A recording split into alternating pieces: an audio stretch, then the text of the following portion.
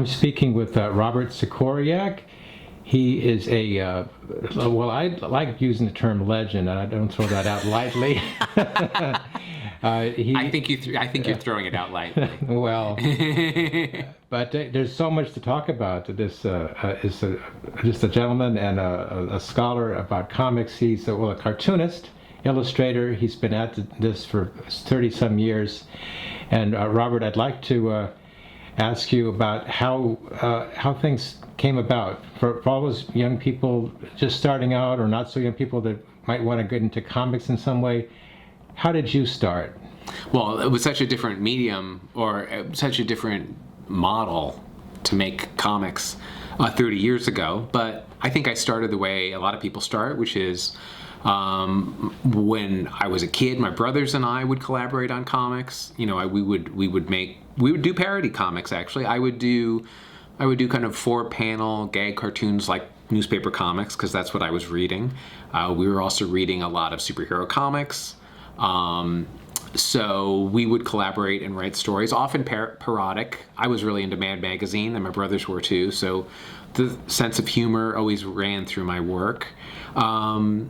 And I kind of knew from an early age that I wanted to be some sort of artist. I always drew cartoons and was always into comics, so that was naturally what I wanted to do. But I mean, I feel like my juvenilia would probably look like most people's work, where it's, you know, derivative or you know, trying on different styles or you know, playing with genre stuff. And by the time I got to high school, I really wanted to go to art school. I ended up going to Parsons in New York, where I now teach. I studied illustration, but I had teachers who were sympathetic to comics. This was in the 80s. So, like I say, the world of comics was very different. And I knew I didn't want to do superhero comics. I don't really think I could have drawn that way and that fast. So I was inspired by, you know, classic comics, modern comics. I was inspired by Raw magazine, which was coming out in the 80s. And I was lucky enough to be connected with Art Spiegelman and Francoise Mouly at Raw through one of my teachers, Stephen Guarnaccia, who I took a lot of classes with him, and he knew I was really into what I guess was being called the alternative comic scene. I don't even know if that term was exactly being used yet. But in any case, he introduced me to Art and Francoise. I ended up helping out in the office with them when they were putting out Raw magazine and their other books that they were producing and compiling and editing. And while I was working there, I was doing freelance work. I did some comics now and again for the Village Voice. I sometimes illustrated comics for Esquire. So I was looking for work, and I was doing more traditional book illustrations, but also trying to do comics as many places as I could. And I ended up staying at Raw and sort of working with them for about 12 years.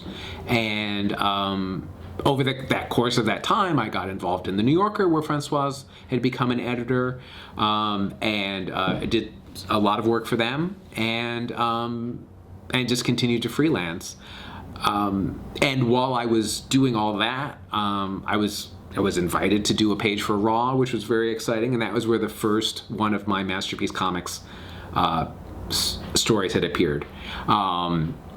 So sort of to back up a little bit, you might want to edit this, we'll see. Sure. To back up a little bit, when I was in school, I was studying illustration, and something that often came up was, what is your style? Like in illustration, it's sort of important that you're able to kind of market yourself within like one kind of approach. So, you know, some people would do oil paintings, or some people would do, you know, a scratch board, or some people would do what have you, any kind of medium. And there's also, of course, the question of style. What does your work look like? Is it realistic? Is it abstract? Is it, you know, is it humorous? Is it caricatures? I never could really settle on one thing that I was interested in doing. And some of my teachers were totally fine with that. Other ones were more insistent that I kind of develop a particular approach. But I wanted to play around. I did feel like my work, when I was just sort of winging it and just sort of doing any style, or whatever I felt like doing, I felt like my work was very derivative of a lot of cartoonists of the time who I liked. And rather than sort of look like a second-rate version of them, it sort of became clear to me as I did more comics that I could get a lot of mileage out of doing like very specific parodies, which was something that I saw in Raw magazine. I'm sorry, not Raw. Excuse me. Scratch that. I decided that I could do parodies, which is something that I saw in Mad magazine growing up. Right. Where Harvey Kurtzman and his artist collaborators would often like parody specific styles of comics. So they do a Superman parody, it would look pretty much like Superman. They would do a Little Orphan Annie parody, it'll look just like Little Orphan Annie. So I kind of knew that approach. And this was in the 80s, so Saturday Night Live was happening, and there's a lot of parody in that show as well. So I sort of felt like this was an approach I could sort of take on, and it clicked for me because I'm really interested in sort of trying on different approaches, like wearing them for a little while and then trying on something else. So it sort of let me put on different disguises, I guess you could say, or different approaches. And I got good response for those kinds of strips that I was doing. And 30 years later, I'm now known for doing that approach. So my style became parody. It takes a while sometimes for that to click in, but at some point, maybe 10 years in, I was like, oh, okay, this is what I do, and this is what people know me for. Because sometimes I'll get hired by a magazine and they'll say, oh, can you draw this in the style of Tintin? Even if they haven't seen me do Tintin before. You're known for that. They know I can play around with styles. They know that's what interests me. So, that's been great where, I mean, as far as like advice for people starting out, I would say, hang on to your contacts. Having mutual friends who are doing what you're doing can really help you find work. It helps to have a community of people you can work with and commiserate with and celebrate with, because it can be a struggle, but if you have a community of people that you can share contacts and share info, it could be really helpful. I mean, of course, and this is where it's so different now than it was when I was going to school. I'm still in touch with a few of my friends from college, and I'm still in touch with Stephen Guarnaccia, who hired me back to Parsons to teach. So many of my contacts have stayed with me for these 30 years. Of course, now, as I was saying, it's much easier with social media. Anyone who's out there now knows that it's easier to kind of make connections and hopefully to keep them.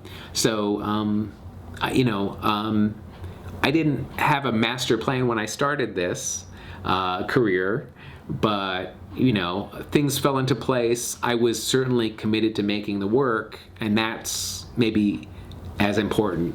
A plan would have been good. I think I would have done better if I had a little bit more direction, but I had a lot of fun trying different things out. In addition to making comics and illustration, I used to do a lot of performance work, and I still do my show Carousel, where cartoonists and other visual artists present slideshows, do live drawings, present narrative scroll pictures, all sorts of things. I've maintained an interest in that. I wouldn't say that as a career, but it's a great hobby. In a way, it's also a way of connecting with more people, which is really what I like to do. Well, following that stream of consciousness, it was very well said. It's like I almost wanted to stop here and we can continue on audio because this is a very high quality video. It's going to become a big file. However, I wanted to just maybe fast forward a little bit on this video. If you could tell us a little bit about some of the more recent parody work, like the Trump work you've been doing. Oh, okay, sure. I have the drawn and quarterly edition of the Trump book. It actually started as a mini comic. When he was elected, I I was distressed and distraught and appalled, like many of my friends, and I decided to do a black and white mini that took his spoken words and put them into parodies of comic book covers. I made that mini, and I sold it among the channels that distribute minis, and I started putting them up on Tumblr. Drawn and Quarterly, my publisher, had seen it and asked me if I'd like to expand it into a book. So it went from a small 8.5 by 5.5 zine into, this isn't it, this is another one, but it went from a small black and white zine into this oversized color pastiche of a 1970s superhero Treasury Edition, they used to call them. This was a format that was very popular in the 70s, this oversized book. Oh, yeah. I remember the one they did on the Bible, for instance. Yeah. DC and Marvel did a lot of them. And it seemed like for a few years they were very popular. So I took my black and white small drawings, blew them up, retouched them, had some help coloring them, and we put out this book, which was expanded from a 16-page mini, which I kind of just did to get out of my system, into something where I was hoping I could kind of show the trajectory of his career as a politician.